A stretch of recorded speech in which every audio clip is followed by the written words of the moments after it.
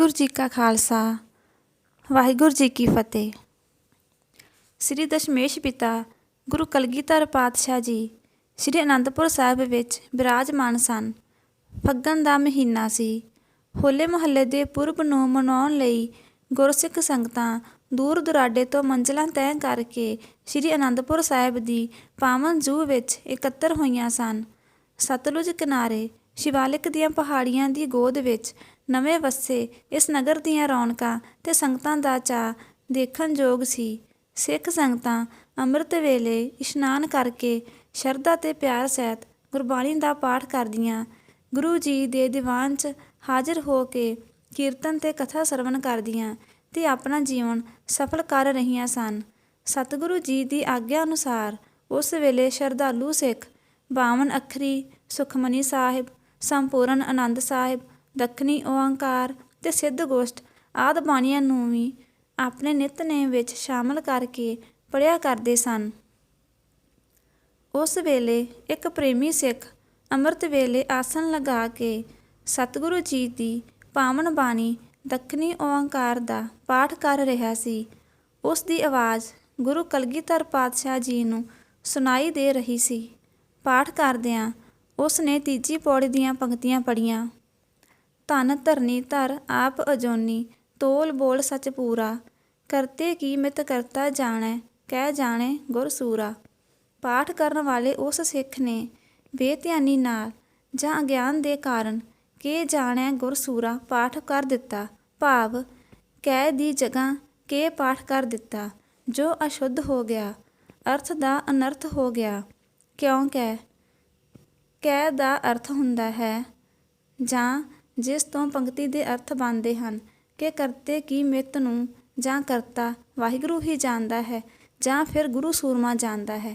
ਪਰ ਕੇ ਪਾਠ ਕਰਨ ਨਾਲ ਅਨਰਥ ਹੋ ਗਿਆ, ਕਿਉਂਕਿ ਕੇ ਦਾ ਅਰਥ ਕੀ ਹੁੰਦਾ ਹੈ, ਜਿਸ ਤੋਂ ਅਰਥ ਬਣਦਾ ਹੈ ਕਿ ਕਰਤੇ ਦੀ ਮਿੱਤ ਨੂੰ ਵਾਹਿਗੁਰੂ ਕਰਤਾ ਜਾਣਦਾ ਹੈ, ਪਰ ਗੁਰੂ ਸੂਰਮਾ ਕੀ ਜਾਣਦਾ ਹੈ। ਇਸ ਤਰ੍ਹਾਂ ਸਤਿਗੁਰੂ ਜੀ ਦੇ ਜੀਵਨ ਵਿੱਚੋਂ ਸਰਬੱਤਤਾ ਹੀ ਖਤਮ ਹੋ ਜਾਂਦੀ ਹੈ, ਜੋ ਗੁਰਮਤਿ ਅਨੁਸਾਰ ਬਿਲਕੁਲ ਉਲਟ ਹੋ ਜਾਂਦਾ ਹੈ, ਕਿਉਂਕਿ ਗੁਰਮਤਿ ਮਾਰਗ ਦਾ ਤਾਂ ਆਧਾਰ ਹੀ ਸਤਿਗੁਰੂ ਜੀ ਹਨ। ਜਦੋਂ ਸ੍ਰੀ ਗੁਰੂ ਗੋਬਿੰਦ ਸਿੰਘ ਜੀ ਨੇ ਇਸ ਤਰ੍ਹਾਂ ਅਸ਼ੁੱਧ ਪਾਠ ਸੁਣਿਆ ਤੇ ਆਪ ਜੀ ਨੇ ਉੱਚੀ ਆਵਾਜ਼ ਵਿੱਚ ਸਿੱਖ ਨੂੰ ਤਾੜਨਾ ਕਰਦਿਆਂ ਬਾਣੀ ਸ਼ੁੱਧ ਪੜ੍ਹਨ ਲਈ ਆਖਿਆ, ਪਰ ਸਿੱਖ ਨੇ ਫਿਰ ਵੀ ਧਿਆਨ ਨਹੀਂ ਦਿੱਤਾ ਤਾਂ ਸਤਿਗੁਰੂ ਜੀ ਨੇ ਆਪਣੇ ਪਾਸ ਖੜੇ ਸਿੱਖ ਨੂੰ ਉਸ ਦੇ ਤਾਈਂ ਸਮਝਾਉਣ ਲਈ ਭੇਜਿਆ। ਉਸ ਨੇ ਆਉਂਦਿਆਂ ਹੀ ਉਸ ਪਾਠ ਕਰਨ ਵਾਲੇ ਸਿੱਖ ਦੇ ਤਮਾਚਾ ਮਾਰਿਆ, ਫਿਰ ਤਾੜਨਾ ਕਰਕੇ ਬਾਣੀ ਸ਼ੁੱਧ ਪੜ੍ਹਨ ਲਈ ਕਿਹਾ। ਉਸ ਵੇਲੇ ਤਾਂ ਸਿੱਖ ਕੁਝ ਵੀ ਨਾ ਬੋਲਿਆ, ਪਰ ਜਦੋਂ ਆਸਾ ਦੀ ਵਾਰ ਉਪਰੰਤ ਦੀਵਾਨ ਦੀ ਸਮਾਪਤੀ ਹੋਈ ਤਾਂ ਉਸਨੇ ਸਾਰੀ ਸੰਗਤ ਵਿੱਚ ਖੜੇ ਹੋ ਕੇ ਹੱਥ ਜੋੜ ਕੇ ਅਰਜ਼ ਕੀਤੀ ਕਿ ਹੇ ਗਰੀਬ ਨਵਾਜ਼, ਸਤਿਗੁਰੂ ਜੀ, ਫਲਾਣੇ ਸਿੱਖ ਨੇ ਮੈਨੂੰ ਪਾਠ ਕਰਦੇ ਹੋਏ ਨੂੰ ਤਮਾਚਾ ਮਾਰਿਆ ਹੈ। ਆਪ ਜੀ ਇਨਸਾਫ ਕਰੋ, ਕਿਉਂਕਿ ਆਪ ਜੀ ਦਾ ਫਰਮਾਨ ਹੈ ਕਿ ਬਾਣੀ ਪੜ੍ਹਨ ਵਾਲਿਆਂ ਨੂੰ ਤਾਂ ਜਮਾਂ ਦੀ ਮਾਰ ਵੀ ਨਹੀਂ ਪੈਂਦੀ, ਪਰ ਮੇਰੇ ਇੱਥੇ ਹੀ ਤਮਾਚਾ ਲੱਗਿਆ ਹੈ। ਤਦ ਗੁਰੂ ਸਾਹਿਬ ਜੀ ਨੇ ਆਖਿਆ ਕਿ ਹੇ ਸਿੱਖਾ, ਜਿਹੜੀ ਮਾਰ ਤੂੰ ਸਾਨੂੰ ਮਾਰੀ ਹੈ ਉਸ ਦਾ ਦਰਦ ਹੁਣ ਤੱਕ ਹੋ ਰਿਹਾ ਹੈ। ਤੂੰ ਤਾਂ ਸਾਡਾ ਇੱਕ ਅੰਗ ਹੀ ਭੰਗ ਕਰ ਦਿੱਤਾ। ਇਹ ਸੁਣਦਿਆਂ ਸਿੱਖ ਬਹੁਤ ਘਬਰਾ ਕੇ ਸਤਿਗੁਰਾਂ ਦੇ ਚਰਨੀ ਢਹਿ ਪਿਆ।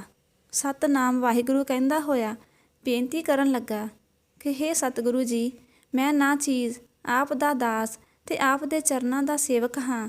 ਮੈਂ ਆਪ ਜੀ ਦਾ ਅੰਗ ਕਿਵੇਂ ਭੰਗ ਕਰ ਸਕਦਾ ਹਾਂ? ਆਪ ਜੀ ਇਹ ਬਚਨ ਕਹਿ ਰਹੇ ਹੋ ਕਿ ਆਪ ਜੀ ਦਾ ਮੈਂ ਅੰਗ ਭੰਗ ਕਰ ਦਿੱਤਾ। ਸਤਿਗੁਰੂ ਜੀ, ਮੇਰੀ ਸਮਝ ਤੋਂ ਬਾਹਰ ਹੈ। ਆਪ ਮੈਨੂੰ ਸਮਝਾਉਣਾ ਕਰੋ ਤੇ ਆਪਣਾ ਦਾਸ ਜਾਣ ਕੇ ਮੈਨੂੰ ਬਖਸ਼ਣਾ ਕਰੋ। ਤਦ ਸਤਿਗੁਰੂ ਜੀ ਨੇ ਫਰਮਾਇਆ ਕਿ ਹੇ ਸਿੱਖਾ, ਗੁਰਬਾਣੀ ਸਾਡਾ ਸਰੂਪ ਹੈ। ਜਿਸ ਤਰ੍ਹਾਂ ਚੌਥੇ ਪਾਤਸ਼ਾਹ ਜੀ ਦੇ ਬਚਨ ਹਨ, ਬਾਣੀ ਗੁਰੂ, ਗੁਰੂ ਹੈ ਬਾਣੀ, ਵਿੱਚ ਬਾਣੀ ਅੰਮ੍ਰਿਤ ਸਾਰੇ, ਗੁਰਬਾਣੀ ਕਹੈ ਸੇਵਕ ਜਨ ਮਾਨੈ, ਪ੍ਰਤੱਖ ਗੁਰੂ ਨਿਸਤਾਰੇ। ਭਾਵ ਗੁਰਬਾਣੀ ਤੇ ਗੁਰੂ ਇੱਕ ਸਰੂਪ ਹਨ। ਅਸ਼ੁੱਧ ਬਾਣੀ ਪੜ੍ਹਨਾ ਗੁਰੂ ਦੇ ਅੰਗ ਭੰਗ ਕਰਨ ਸਮਾਨ ਹੈ। ਸਿੱਖਾ, ਤੂੰ ਕਹਿ ਦੀ ਥਾਂ ਕਿ ਪੜ੍ਹ ਕੇ ਸਾਡਾ ਅੰਗ ਭੰਗ ਕੀਤਾ ਹੈ। ਇਹ ਸੁਣਦਿਆਂ ਸਾਰੀ ਸੰਗਤ ਵਾਹਿਗੁਰੂ ਵਾਹਿਗੁਰੂ ਕਰਨ ਲੱਗੀ ਤੇ ਮੁਖੀ ਸਿੱਖਾਂ ਨੇ ਹੱਥ ਜੋੜ ਕੇ ਬੇਨਤੀ ਕੀਤੀ ਕਿ ਹੇ ਗਰੀਬ ਨਵਾਜ ਜੀਓ, ਅਸੀਂ ਅਲਪੱਗ ਹਾਂ, ਸਾਨੂੰ ਸ਼ੁੱਧ ਪਾਠ ਕਰਨ ਦਾ ਬੋਧ ਨਹੀਂ। ਆਪ ਕਿਰਪਾ ਕਰਕੇ ਸਾਨੂੰ ਗੁਰਬਾਣੀ ਦਾ ਸ਼ੁੱਧ ਪਾਠ ਕਰਾਓ। ਤਾਂ ਸਤਿਗੁਰਾਂ ਬਚਨ ਕੀਤਾ, ਹੇ ਸਿੱਖੋ, ਹੁਣ ਜੰਗਾਂ ਯੁੱਧਾਂ ਦਾ ਸਮਾਂ ਹੈ। ਪਹਾੜੀ ਰਾਜੇ ਔਰੰਗਜ਼ੇਬ ਦੀਆਂ ਫੌਜਾਂ ਘੇਰਾ ਪਾਈ ਬੈਠੀਆਂ ਹਨ। ਜਦੋਂ ਸਮਾਂ ਆਵੇਗਾ ਤਾਂ ਅਸੀਂ ਤੁਹਾਨੂੰ ਗੁਰਬਾਣੀ ਦਾ ਸ਼ੁੱਧ ਪਾਠ ਪੜ੍ਹਾਵਾਂਗੇ। ਫਿਰ ਜਦੋਂ ਗੁਰੂ ਸਾਹਿਬ ਜੀ ਜੰਗਾਂ ਯੁੱਧਾਂ ਤੋਂ ਵਿਹਲੇ ਹੋ ਕੇ ਦਮਦਮੇ ਦੇ ਮੁਕਾਮ 'ਤੇ ਪਹੁੰਚੇ, ਤਦ ਉੱਥੇ ਸਤਿਗੁਰਾਂ ਨੇ ਗੁਰਬਾਣੀ ਉਚਾਰਨ ਕਰਨ ਦਾ ਕਾਰਜ ਆਰੰਭ ਕੀਤਾ। ਸ਼੍ਰੀ ਗੁਰੂ ਗੋਬਿੰਦ ਸਿੰਘ ਜੀ ਨੇ ਇਹ ਮਹਾਨ ਕਾਰਜ ਕੱਤਕ ਸੁਦੀ ਪੂਰਨਮਾਸ਼ੀ ਸੰਮਤ 1762 ਨੂੰ ਇੱਕ ਤੰਬੂ ਲਗਾ ਕੇ ਆਰੰਭ ਕੀਤਾ। ਸਵੇਰ ਦੇ ਦੀਵਾਨ 'ਚ ਆਪ ਜੀ ਆਪਣੀ ਆਤਮਿਕ ਸ਼ਕਤੀ ਦੁਆਰਾ ਇੱਕ ਪਹਿਰ ਗੁਰਬਾਣੀ ਦਾ ਉਚਾਰਨ ਕਰਦੇ ਸਨ। ਭਾਈ ਮਨੀ ਸਿੰਘ ਜੀ ਤੋਂ ਸਤਿਗੁਰਾਂ ਨੇ ਆਪ ਬਖਸ਼ਿਸ਼ ਕਰਕੇ ਲਿਖਣ ਦੀ ਸੇਵਾ ਕਰਵਾਈ। ਜੋ ਬਾਣੀ ਸਵੇਰ ਦੇ ਦੀਵਾਨ 'ਚ ਉਚਾਰੀ ਜਾਂਦੀ ਸੀ, ਉਸ ਦੀ ਹਰ ਰੋਜ਼ ਗੁਰੂ ਜੀ ਆਪ ਦੁਪਹਿਰ ਤੋਂ ਬਾਅਦ ਅਰਥਾਂ ਸਮੇਤ ਵਿਆਖਿਆ ਕਰਿਆ ਕਰਦੇ ਸਨ।